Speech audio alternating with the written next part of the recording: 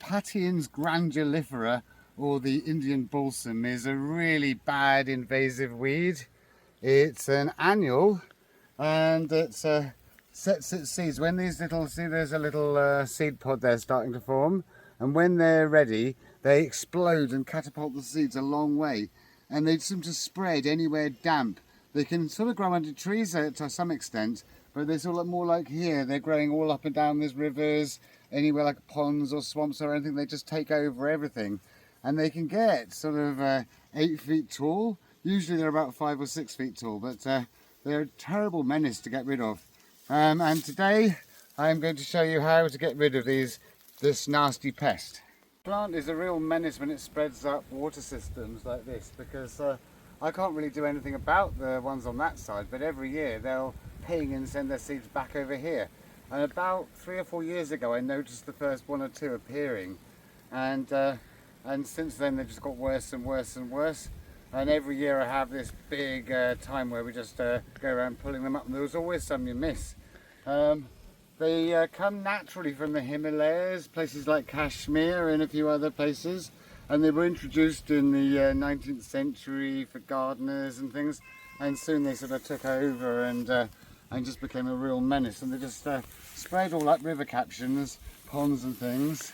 And I think I might need to offload this cat a minute and climb into here. They always grow in difficult to get to places, and sometimes you've got to climb down to the river. Now here, there's always little tiny ones like this that you miss, and they will flower and seed if you get all the others, and you've always got to get that root out of the ground. Right, hello. So if we sort of get into where they're growing, try and just step down in these stinging nettles and things, and make sure you get, the roots aren't very deep. So here's another really small one, and you see the roots have all come up nice and easily, but I always keep them somewhere together because I don't want that root touching the ground, because if it touches the ground it can grow again and seed in time for the end of the year. You can see these big hollow stems, they're quite easy to see.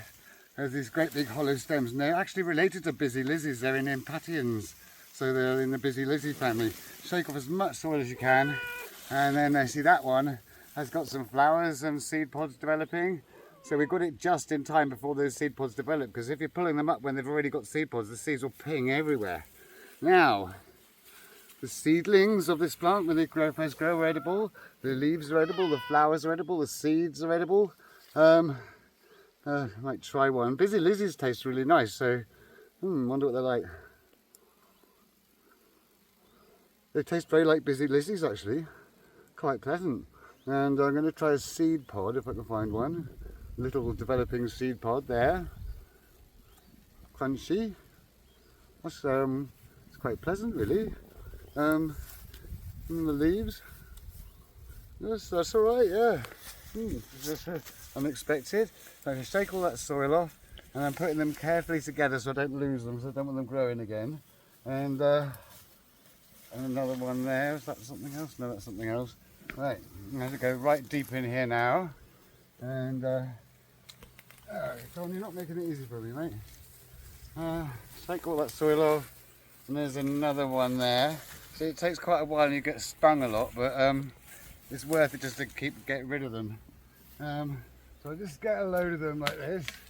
If they snap like this, make sure you get that root up, and make sure you get as much soil as you can off that root, because otherwise that will grow again. Right, now you get all these things, and just don't break them, but just bend them like that, and then hang them over a branch like that,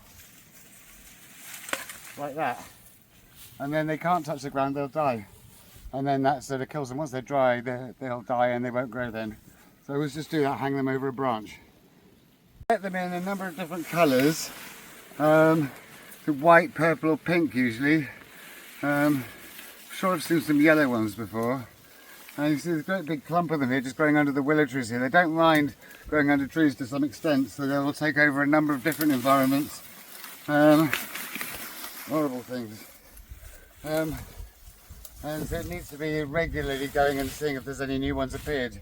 Of course, although they're annuals, they do seem to keep throwing them up. And these ones here, are growing right on the riverbank. Still this infestation of these quite easy to recognise hollow stems, but they grow in these really awkward places right down the sides of the riverbank. Some of them you have to go down into the river to get. Therefore, one of the hardest bits about getting rid of them is actually trying to get to them in the first place. So all the ones I'm pulling up, I'm just going to chuck there for now, then I'm going to hang them in a tree, and then just tug them up, and make sure you tug them sort of as close to the bottom as you can, because sometimes they break, and if they do, you must make sure you get the roots out. Each individual plant does pull up quite easily, and it's just how many there are, and how everywhere they get in all the ponds and swamps that you've got to wade in, and on the riverbanks. And it's a place, the riverbank is a place where lots of different diversity of plants live, and these things just come in and they displace loads of our native plants, so they're not good at all. And there are so many of them. Let's see, 3 come up together there. Just shake all that off. Horrible. The soil is very sort of fine silt here from the river, so that makes it a bit easier as well. But there are just millions of them. There's another 4 come up here. And see, that one's broken off. If I drop that somewhere, that might grow. So I must be careful not to drop it. And they don't like dry ground at all. They don't like dry ground. They need wet ground. That's one of their weaknesses. And they're just infesting. As soon as the autumn comes, they all disappear. As soon as like the frosts come, but they just have hundreds of seeds catapulted all over the place, and all it needs is one landowner not to bother, and then everyone else has to put up with it every year. And it's just right under these trees. They're just growing perfectly happily, and in fact all the way down this edge of the land there are just loads of them. Our native plants don't stand much of a chance against these monstrous things. Grab them close to the base here and just give them a gentle pull, shake all the soil off them, and then another one here, just gently pull it so you don't break that stem, and then take them off. And sometimes they will break, but all these little bits that break off, put them aside somewhere so you don't lose them, and then you can dispose of them in another way. You can see here how high in the trees they actually can grow, and they don't seem to mind the shade at all, so sun or shade really. I just gather some of these ones I've pulled up, and then these ones need to be hung up somewhere. So just do the same thing, snap them, and put them over there.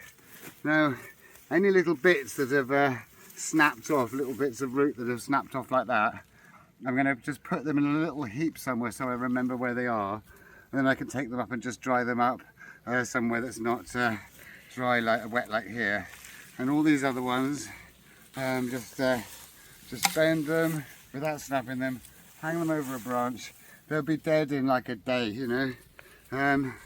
So there's another snapped one, so I'll put that in the pile with those ones. And when the branch gets too way down, you just find another branch and make sure they're securely on there. It's very easy, you know, just bend, hang. So now I'll start with this branch here. A load of them there, bend and hang, and bend and hang. And so they're not going to grow, they'll all be dead, but where they'll rot down and the nutrient will go back into the swamp. But plants like the marsh woundwort and loads of our plants, even the meadow sweets are threatened by these things. They get bigger than most of our native plants, and they are just horrible. Although they're pretty colourful and you can eat them, but it's a shame when things take over. Another one here of those ones, and that could go over there with the others. And make sure there's none lying around, because if you get a bit of rain, they'll just root in and grow. They're really, really good at that. Yeah, they are like a really huge, and they get huger than this.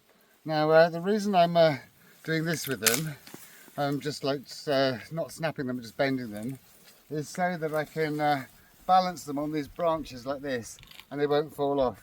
And then it keeps the roots dry, and they'll just dry and die on here. So it's very effective using the things that you've got around you, and that's always worked for me. Look at this little bit now and I think, oh, they've all gone, but always go back and have a second look and have a good scout round, because they're really sneaky. I can see one right away here. There's a little one, there's no flowers on it yet, but it will flower soon. And you know, 100% of the time you go back a week later and you find another one flowering. They're really sneaky like that, but it's good to always go back and have a scout round and always look for it. Some of them are really tiny. So I think that's all this bit done for now. I'll move on to the next bit now. And one of the most annoying things, if not the most annoying thing about these plants, is they always grow somewhere that's really hard to get to.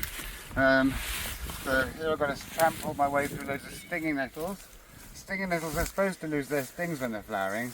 Here they're flowering, but I'm definitely getting stung, so that's not entirely true, although they don't sting anything like as much when they're flowering. Here we are, right on the riverbank here, and there's a couple of these ones here, and that one snapped. So, there we are. That one snapped against a big root, big plant. Horrible. So it's still kind of attached, so I'm going to hang that over there. And try and get these other ones. I can see them, but it's kind of difficult to get to them. There's one here.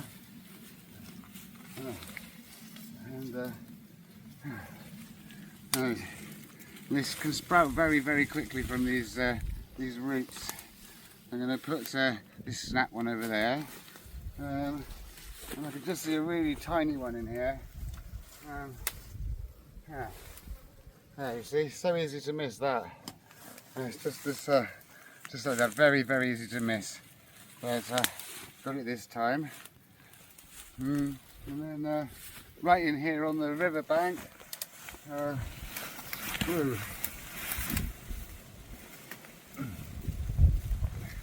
That's actually growing on the riverbank, those ones.